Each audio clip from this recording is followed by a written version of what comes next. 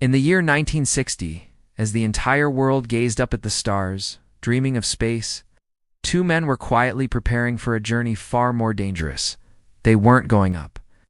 They were going down, nearly 7 miles beneath the surface of the ocean, to a place of such crushing, absolute extremity that even today fewer humans have visited it than have walked on the moon. This is the incredible and largely forgotten story of the Bathyscaphe Trieste and its historic first voyage to the very bottom of the world.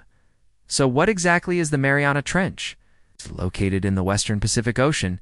It's the deepest known part of our planet's oceans. And at its lowest point, a spot called Challenger Deep, the ocean floor plunges to about 36,000 feet. To put that into perspective, if you took Mount Everest and dropped it into the trench, its peak would still be more than a mile underwater. It's a place of eternal, complete darkness, even darker than the void of outer space and the pressure. It's over 1,000 times greater than what we feel at sea level. This pressure is so immense, so powerful that it can bend and crack thick steel, instantly imploding a standard submarine as if it were a tin can. For decades, it was a scientific certainty that nothing, absolutely nothing, could survive down there. It was considered a dead zone, a place hostile to all forms of life. But as we'll see, that assumption was about to be shattered. To even attempt a journey into this hostile environment, engineers had to think completely outside the box. They couldn't just build a better submarine. They had to invent something entirely new. The result was the Bathyscaphe Trieste, and it looked, well, strange. It didn't have the sleek, torpedo-like shape you'd expect. Instead, it was a massive, ungainly vessel. At its heart was a tiny steel sphere, just big enough to cram 2 people inside. This sphere was the crew cabin, and its walls were over 5 inches thick to withstand the mind-boggling pressure. Attached above the sphere was a giant float, which looked like a big blimp. But it wasn't filled with air, it was filled with gasoline. It's not as fuel, but for buoyancy. Gasoline is lighter than water, but unlike air, it's virtually incompressible, meaning the extreme pressure of the deep wouldn't crush it. So inside the cramped sphere, the crew had almost no room to move. Forget standing up or stretching. They were confined to their seats in near total darkness for the entire multi-hour journey. It was a claustrophobic's worst nightmare, a tiny bubble of life in a world of crushing death. On January 23, 1960, the Trieste began its long, perilous descent. Inside that tiny steel ball were 2 incredibly brave men. First, Jacques Piccard, a Swiss oceanographer whose father had designed the Trieste. He was the expert, the one who knew this strange machine better than anyone. Alongside him was Don Walsh, a U.S. Navy lieutenant, a calm and collected military man chosen for his nerve and operational skill. As they sank deeper and deeper into the abyss, the sounds from outside were terrifying. Loud, sharp cracking noises echoed through the hull as the vessel's structure compressed and settled under the immense growing pressure. At one point, a critical outer window made of plexiglass cracked under the strain. Imagine that moment. Thousands of feet down, in total darkness, and the very thing separating you from instant annihilation just cracks. They had a serious discussion. Turn back? Abort the mission? Was the sensible thing to do. But they didn't.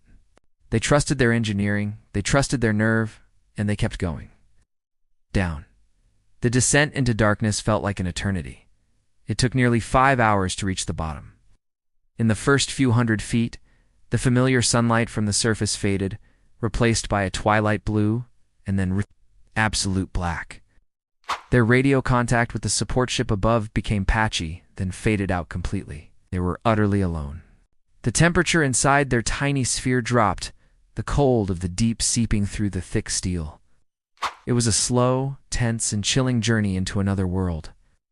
And then, after hours of sinking, a cloud of silt billowed up outside their porthole. They had touched down, soft landing on the bottom of the ocean. They had made it. 10,916 meters, or just under 36,000 feet, human beings, for the very first time in history, had reached the deepest known point on planet Earth.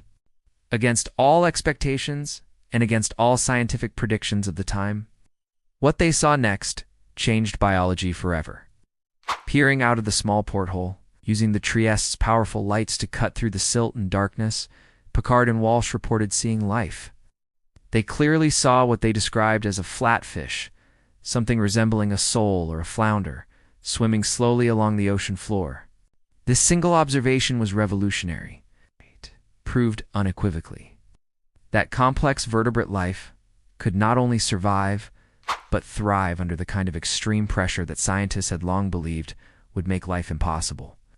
Their mission had already been a success just by getting there, but this discovery was a monumental bonus. They spent about 20 precious minutes on the bottom of the world, observing this alien landscape before beginning the long 3-hour ascent back to the surface, back to a world that would never look at the oceans the same way again. Now here's the really wild part of the story. After this monumental achievement in 1960, do you know how long it was before another human returned to that depth? Over half a century? For more than 50 years, no one went back. Why? Well, it's a combination of factors. The sheer danger of the dive was a huge deterrent. The Trieste mission was a success, but it was fraught with risk, and the technology was still experimental. Then there was the cost. Deep-sea exploration is incredibly expensive, and in the 1960s, a new, more glamorous race was capturing the public's imagination and government funding, the space race. All eyes and all the money were pointed upwards towards the moon, and deep-sea research was largely overshadowed.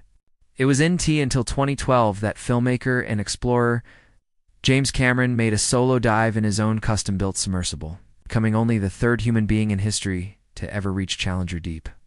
So why does this dive, which happened over 60 years ago, still matter so much today? The journey of the Trieste was more than just a record-setting stunt. It was a profound moment for humanity. It proved that we could engineer solutions to survive in the most extreme and hostile environments imaginable. It also proved that life is far more resilient and adaptable than we ever thought, existing in places we once deemed utterly uninhabitable. And perhaps most importantly, it served as a powerful reminder that our own planet still holds mysteries far deeper and stranger than anything we might find in outer space. It's a humbling fact that even now, we have more detailed maps of the surface of Mars and our own moon than we do of the bottom of our oceans. The greatest explorations may not be out there, but right here, beneath the waves. So it leaves me with a question for you. If you were given the choice, and all the technology and safety were guaranteed, where would you rather explore? The infinite expanse of outer space, or the mysterious, unknown depths of our own planet's oceans? Let me know your choice in the comments below. And if you enjoyed this story, do not forget to follow for more incredible moments from history that you probably weren't taught in school. Thanks for watching.